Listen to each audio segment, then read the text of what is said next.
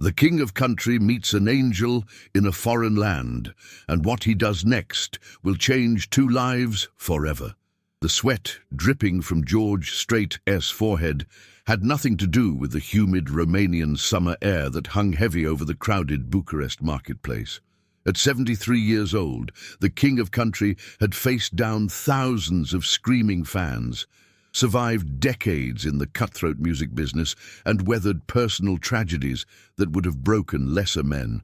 But standing there in that chaotic bazaar, surrounded by voices speaking a language that might as well have been from another planet, George felt more helpless than a newborn calf in a thunderstorm. The pounding in his skull was getting worse by the minute. What had started as a minor headache that morning was now a full-blown migraine, threatening to derail the most important performance of his recent career. Tonight, in just 6 hours, he would take the stage at Bucharest's National Arena for a rare international benefit concert. 15,000 people had bought tickets, and every penny of the proceeds was going to help local orphanages that taught American country music to abandoned children. George had been moved to tears when he first heard about these kids, growing up without families, but finding solace in the very songs he had spent his lifetime creating. But right now, all he needed was something as simple as aspirin, and it felt like trying to lasso the moon. "Please," George said to the third pharmacist in the last hour, pointing desperately at his temples and making exaggerated gestures of pain. "Headache medicine, aspirin, ibuprofen, anything." His voice carried the distinctive Texas drawl that had made him famous, but here it only seemed to add to the confusion. The middle-aged Romanian woman behind the counter stared at him with a mixture of recognition and bewilderment. She clearly knew who he was. Her eyes had widened when he walked in, and she had whispered something excitedly to her colleague. But knowing George Strait the celebrity and being able to help George Strait the suffering human being were apparently two very different things. She rattled off something in rapid Romanian, gesturing toward various bottles on the shelves behind her. George caught the word medicament, but that was about as useful as a chocolate teapot. He tried pointing again, this time adding sound effects of pain that would have been embarrassing under normal circumstances, but seemed perfectly reasonable when your head felt like it was about to split open like a watermelon dropped from a roof. This wasn't how this day was supposed to go. George had specifically asked his tour manager, Pete, to stay with him when they decided to explore the local market. But a miscommunication about meeting times had left George wandering alone through the winding streets of old Bucharest. And now his phone was deader than disco music. He was completely cut off from his team, his translator, and anyone who might be able to bridge the gap between his desperate English and the helpful but incomprehensible Romanian surrounding him. The irony wasn't lost on him. Here he was, a man whose voice had touched millions of people across the globe, and he couldn't communicate something as basic as "my head hurts" to a person standing 3 feet away. It was humbling in a way that reminded him why he had agreed to do this benefit concert in the first place. Music was supposed to be the universal language, the bridge that connected all hearts regardless of where they were born or what tongue they spoke. The pharmacist tried again, holding up different packages and speaking slowly, as if volume and repetition might somehow transform Romanian into English. George appreciated her patience, but each passing minute felt like an eternity. The migraine was the kind that came with flashing lights at the edges of his vision, the kind that had forced him to cancel shows before. He couldn't let that happen tonight. Those kids at the orphanage had been practicing his songs for months. The local newspaper had run a front-page story about how American country music was bringing hope to children who had lost everything. From somewhere behind him came the sound of more Romanian voices, faster and more animated. George turned to see a small crowd forming as people recognized him. He managed what he hoped was a grateful smile and gave a little wave, but inside he was fighting panic. These were good people trying to help, but their enthusiasm was only making his head pound harder. A young man with broken English approached, clearly excited. "You are George Strait, yes? Very famous in America, yes? My cousin in Chicago. He loves your music very much." George nodded hopefully, thinking maybe this was his salvation. "Can you help me find headache medicine?" George asked slowly, enunciating each word carefully. The young man's face lit up with comprehension, then immediately fell as he realized the limits of his English vocabulary. He spoke rapidly in Romanian to the crowd, gesturing wildly. Soon everyone was talking at once, offering suggestions that George couldn't understand. Someone thrust a bottle of what looked like vitamins into his hands. Another person tried to explain something using elaborate hand gestures that seemed to involve his entire family tree. George felt the walls closing in. The noise, the heat, the smell of fresh bread and exhaust fumes mixing in the summer air, everything was making his condition worse. He leaned against a nearby fruit stand, closing his eyes for a moment and trying to remember the breathing exercises his doctor had taught him for managing stress, that S when he heard it. A voice speaking English with an accent, but English nonetheless. Clear, careful English that cut through the chaos like a cool breeze through a Texas summer. "Excuse me, Mr. Strait. I think maybe I can help you." George opened his eyes to see a woman in her late 40s standing quietly at the edge of the crowd. She was wearing a simple blue cleaning uniform with the logo of the marketplace on it, and her graying hair was pulled back in a practical ponytail. There was something in her eyes, a kindness mixed with hesitation, as if she wasn't sure she had the right to approach someone famous, but couldn't bear to watch him suffer. "You speak English," George said, and the relief in his voice was so obvious that the woman smiled. "Yes, sir. Not perfect, but yes. My name is Maria Popescu. I work here cleaning, but I learned English when I worked for American military base near Constanta. 5 years I worked there before base closed." Her voice carried a musical quality despite the accent, and George found himself focusing on her words like a lifeline. "Maria," George repeated, and something about the way he said her name made her blush slightly. "I've been trying to buy headache medicine for over an hour. I have a concert tonight and—" "Ah, yes, the benefit concert for the children. Everyone in Bucharest knows about this. My daughter Anna. She is so excited. She plays your songs on guitar." Maria's eyes brightened as she spoke, but then she seemed to remember his distress. "But first, medicine for your head. Come, I will help you." Maria turned to the pharmacist and began speaking in rapid Romanian. George watched as the conversation unfolded, seeing the immediate understanding cross the pharmacist's face. Within minutes, Maria had not only secured the right medication, but had also gotten specific instructions about dosage, and had negotiated a price that the pharmacist admitted was a discount for their famous visitor. As George gratefully swallowed the pills with a bottle of water that Maria had also procured, he studied this unexpected angel who had appeared in his moment of need.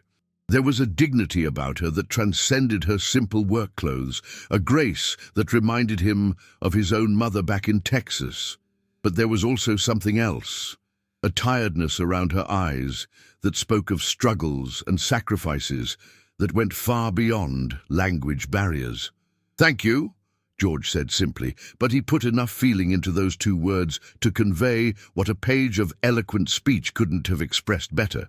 "Is nothing," Maria replied, waving off his gratitude. "I'm happy to help.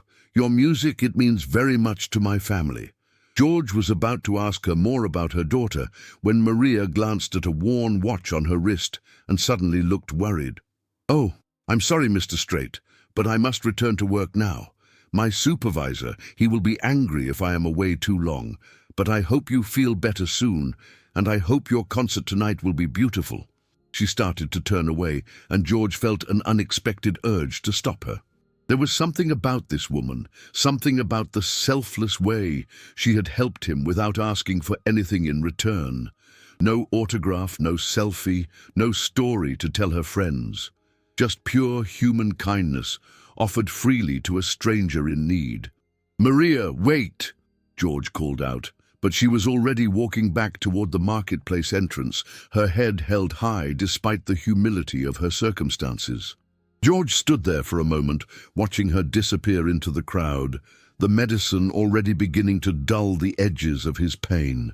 He had met thousands of people over the years, celebrities, politicians, business moguls, and fans from every walk of life. But something about this brief encounter with a Romanian cleaning lady had touched him in a way he couldn't quite explain.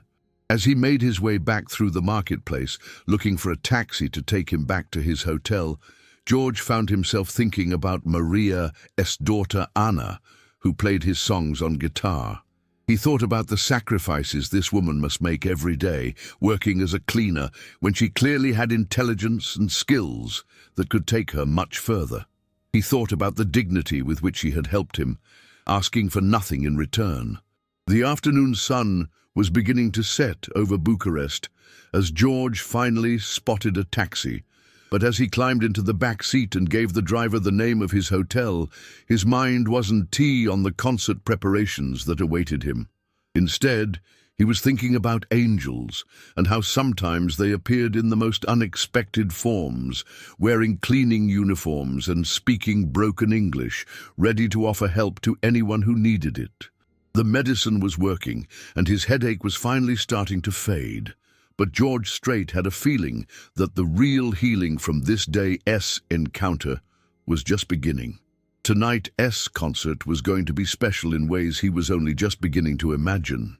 Back at the Atheny Palace Hilton, George's suite buzzed with the controlled chaos that always preceded a major performance. Pete, his tour manager, was pacing back and forth while barking instructions into his phone, his face red with the stress of having temporarily lost track of country music's biggest living legend. Sound engineers huddled around laptops displaying colorful graphs and numbers that George had never bothered to understand. His wardrobe consultant was steam-pressing the custom-made shirt and jacket that would grace the stage in just a few hours. George, thank God you're back." Pete rushed over, his relief palpable. "We've been calling your phone for 2 hours. The local press wants a quick interview before the show, and we need to run through the set list one more time. Also, the orphanage director wants to meet you backstage to thank you personally." George nodded absently, his mind still lingering on the image of Maria walking away through the marketplace crowd. Pete, tell me about these orphanages we re-helping tonight. How many kids are we talking about? What year's their situation like?" Pete consulted his ever-present tablet. 3 main orphanages in the Bucharest area. About 200 kids total, ages 5 to 18. Most of them lost their parents in various circumstances: poverty, illness, abandonment. The music program started about 5 years ago when an American volunteer brought some country CDs. Now they have a small studio and several kids who've gotten good enough to perform locally. Do they ever make any money from their performances? Not really.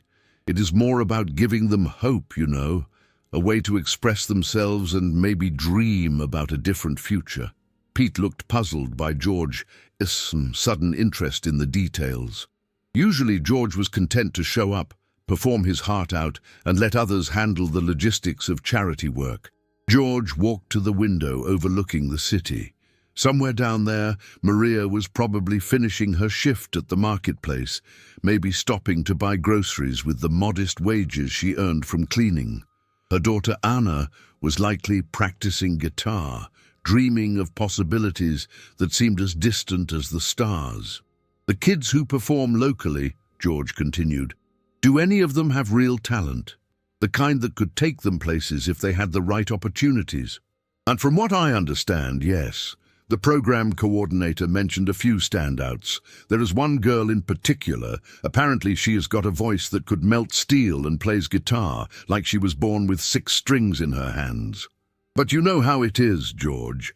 Talent without opportunity is like a seed without water.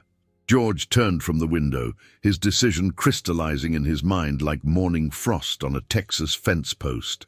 "Pete, I want you to do something for me. Find out everything you can about the local music scene here. Not the professional stuff, the small bars, the coffee shops, anywhere a teenager might perform for tips."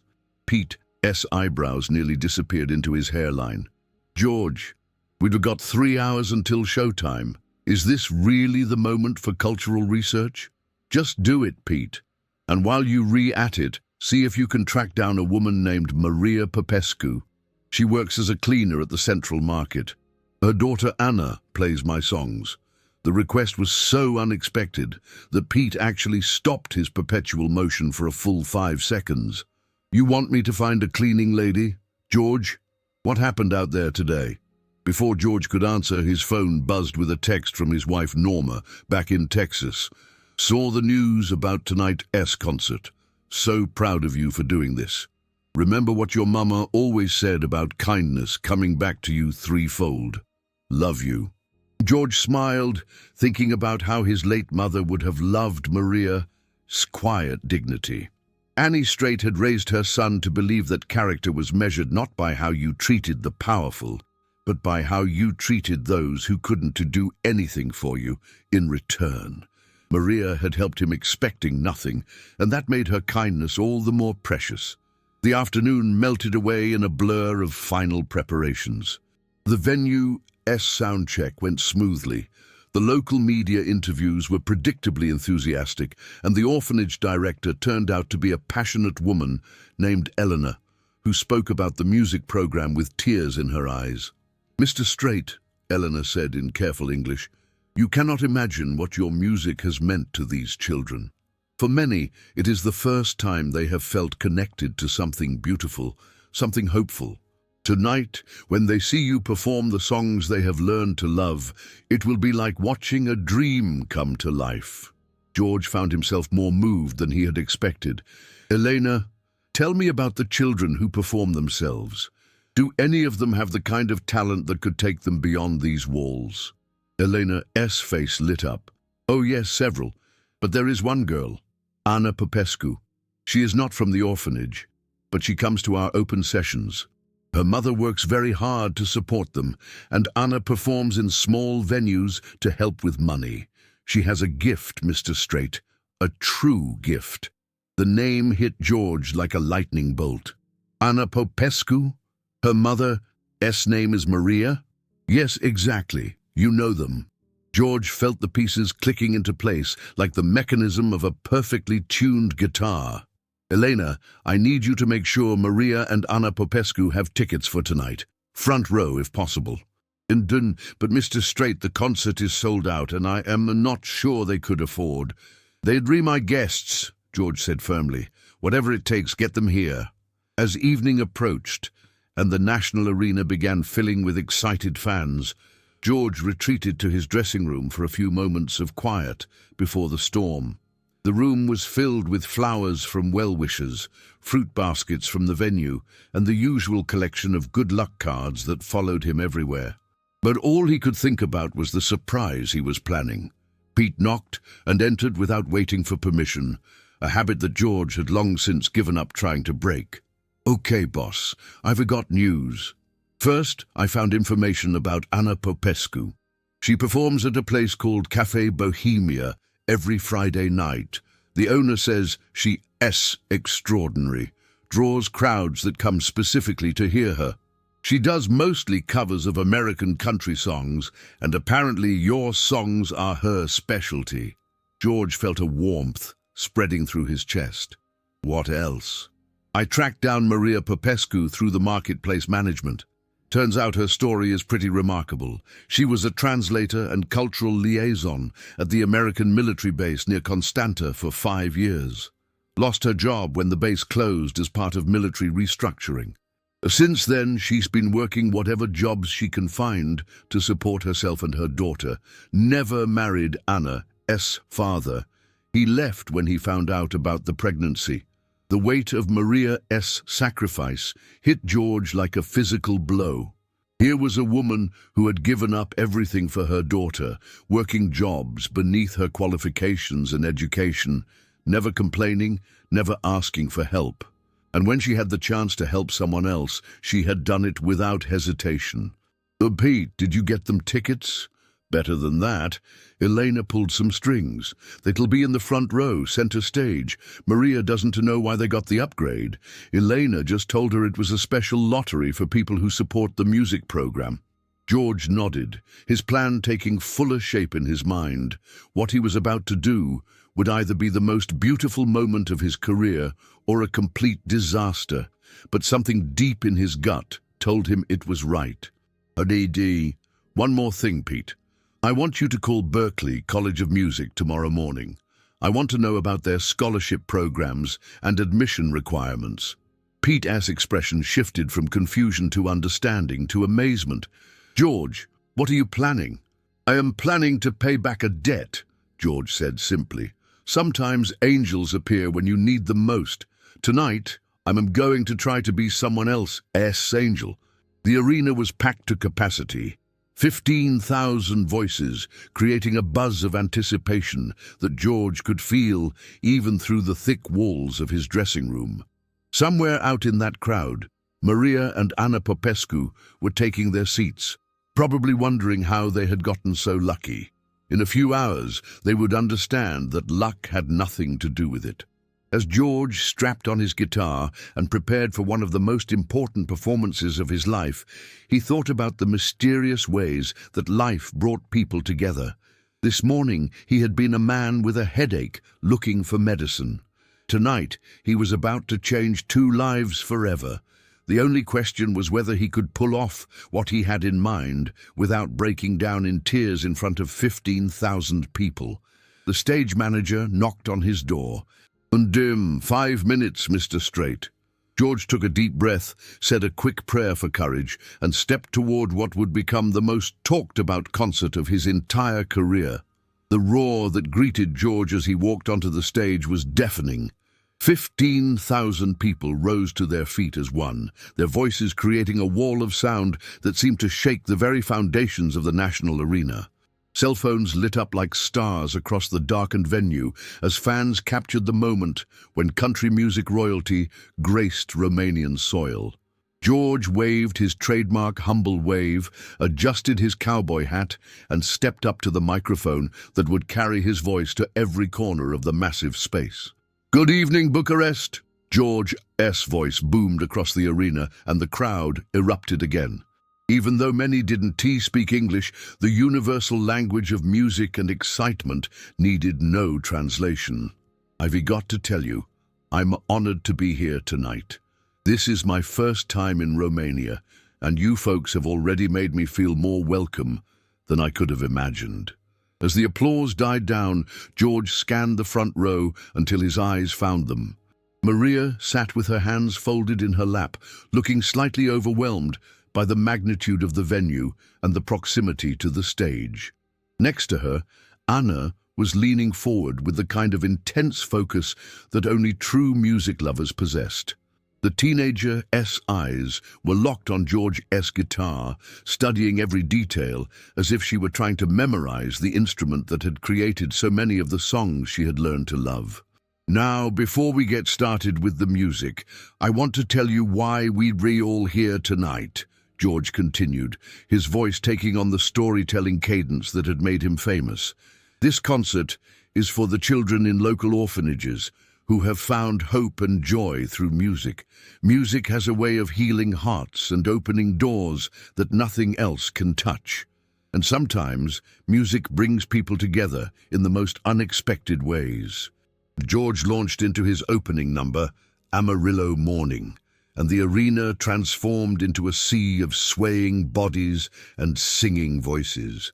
Even those who didn't know the words hummed along with the melody, carried away by the infectious energy of live country music. From his position on stage, George could see Maria wiping tears from her eyes, overwhelmed by the beauty of hearing her daughter's favorite songs performed by the man who had created them. Song after song, George delivered the performance of a lifetime. All My Exes Live in Texas had the entire arena clapping in rhythm. Oceanfront Property showcased the pristine vocals that had made him a legend. Check Yes or No turned 15,000 strangers into a choir singing about young love. But through it all, George's attention kept drifting to the front row, where Anna sat transfixed, her lips moving silently as she sang along to every word. Halfway through the concert, during a brief instrumental break, George made eye contact with Anna and winked. The teenager's face lit up with such pure joy that several people around her turned to see what had caused such radiance.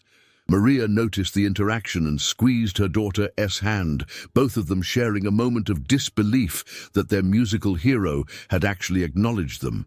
"Oh, you know," George said as the band finished, "write this down. I've been performing for more years than I care to count, and I've learned that the best part of what I do is not the awards or the record sales. It is the connections. It is the moments when music bridges the gap between strangers and reminds us that we are all more alike than different." The crowd murmured appreciatively, sensing that something special was building in the atmosphere of the arena. George's band members exchanged glances, recognizing the tone in their leader's voice that meant he was about to deviate from the planned set list. "Earlier today, I had an experience that reminded me why I fell in love with music in the first place," George continued, his eyes finding Maria in the crowd. "I was lost, literally and figuratively, in your beautiful city. I was suffering, and I couldn't communicate what I needed to anyone around me. I felt more alone than I had in years." The arena had grown so quiet that George's voice, even without amplification, would have carried to the back rows. 15,000 people hung on every word, sensing they were about to witness something extraordinary. "That's when an angel appeared," George said, his voice thick with emotion. "A woman who had every reason to walk past a struggling stranger, but who chose instead to stop and help. She didn't ask for anything in return. She didn't want a selfie or an autograph. She just saw another human being in need and decided to act with pure kindness." Maria's hand flew to her mouth as she began to realize that George was talking about her. Anna turned to look at her mother with wide eyes, the pieces clicking into place in her teenage mind. "That woman's name is Maria Popescu," George announced, and the spotlight operators, who had been briefed on this possibility, immediately began searching the front row. "Maria, are you here tonight?" The spotlight found Maria, and she was instantly bathed in brilliant white light that made her seem to glow against the darkness of the arena. The crowd turned as one to look at her, and she shrank back in her seat, mortified by the sudden attention. There she is," George said with a warm smile. "Maria, would you please stand up?" Reluctantly, with Anna's encouragement, Maria rose to her feet. The arena erupted in applause for this unknown woman who had somehow earned the gratitude of their musical hero. Maria stood frozen in the spotlight, overwhelmed by the magnitude of the moment. "Maria works as a cleaner at the Central Market," George continued, and there was no hint of condescension in his voice, only deep respect. "She learned English working at an American military base where she served as a translator and cultural liaison. When that base closed, she lost her job, but she didn't lose her dignity or her willingness to help others." The crowd's applause grew even louder, and Maria finally managed a small wave, her face flushed with embarrassment and emotion. But Maria's story gets even better," George said, and Anna suddenly felt her heart begin to race. "She has a daughter named Anna who plays guitar and sings. Anna performs my songs in local venues, helping to support her family while dreaming of a musical education that seems just out of reach." The spotlight expanded to include Anna, who looked like she might faint from the shock of suddenly being the center of attention for 15,000 people. George gestured for both women to approach the stage. "Maria and Anna, would you please come up here with me?" But security personnel immediately appeared to escort the bewildered mother and daughter through the crowd and up the steps to the stage. As they walked across the boards where George Strait himself stood, both women moved as if they were walking through a dream. "Ladies and gentlemen," George announced as Maria and Anna reached his side, "I want you to meet two of the finest people I've encountered in all my years of travel."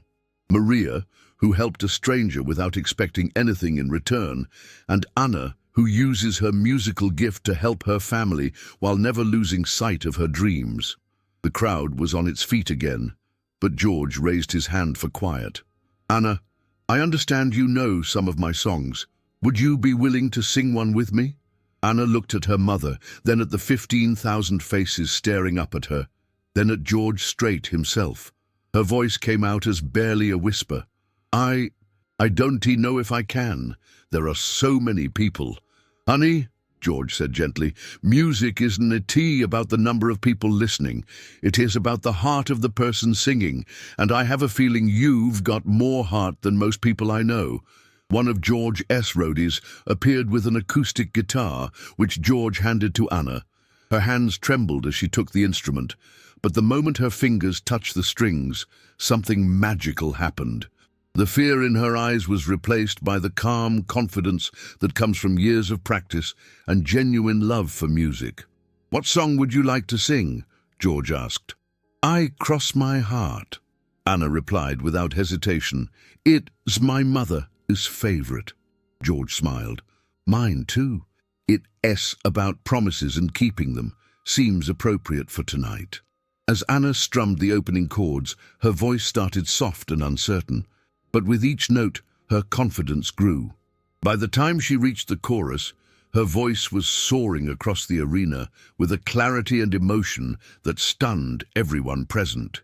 This wasn't just a talented teenager getting a once-in-a-lifetime opportunity. This was a natural-born performer discovering her true calling on the biggest stage she had ever imagined. George joined in for the second verse, and their voices blended in perfect harmony. The duet was so beautiful, so unexpected, and so genuine that thousands of people in the audience were openly crying. Cell phone videos were capturing every moment, and social media was already beginning to explode with clips of the performance. When the song ended, the silence stretched for several heartbeats before the arena erupted in the loudest applause of the evening. Anna stood there holding the guitar, tears streaming down her face, while Maria sobbed openly beside her. George put his arms around both women and spoke into the microphone one more time. "Ladies and gentlemen, you've just witnessed something special, but the evening isn't over yet." He turned to face Maria and Anna directly. "I told you that music has a way of opening doors. Tonight I want to open some doors for you." The crowd held its collective breath, sensing that something even more extraordinary was about to happen. George reached into his pocket and pulled out a folded piece of paper that Pete had handed him just before he took the stage.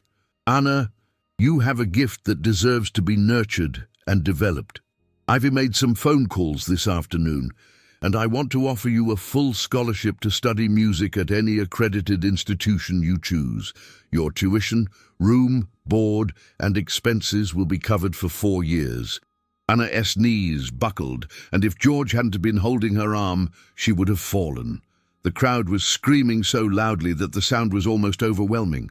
"But that is not all," George continued, raising his voice over the din. "Maria, your daughter needs you close by while she pursues her education. I'd like to offer you a position with my touring organization as an international cultural liaison. Your language skills and cultural knowledge would be invaluable as we expand our international performances." Maria was crying so hard she could barely speak, but she managed to whisper, "I don't understand. Why? Why would you do this for us?" George's voice was thick with emotion as he answered, "Because today you reminded me that kindness is the most powerful force in the universe. Because your daughter has a gift that the world needs to hear. And because sometimes, when angels help us, we get the chance to pass that blessing along." The arena had become a sea of standing, cheering, crying people. The performance had transcended entertainment and become something approaching the sacred. George hugged both women tightly, and for a moment the king of country was just a man grateful for the chance to change 2 lives forever.